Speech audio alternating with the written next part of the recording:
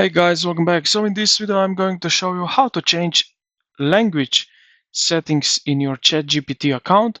So by default ChatGPT detects your browser or system language, but you can override this pretty simply.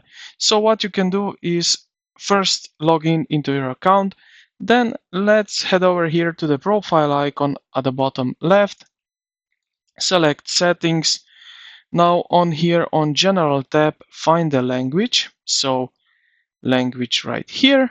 You will see I have English US.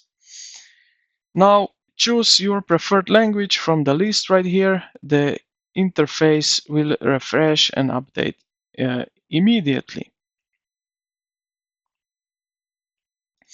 Now under the speech or general here, you can also set spoken language specifically for voice mode intersection. So let's say right here we have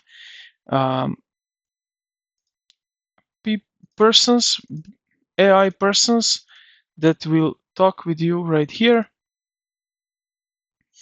So yeah, I hope. Okay, sorry, right here we have spoken language, and yeah, I'm talking about that.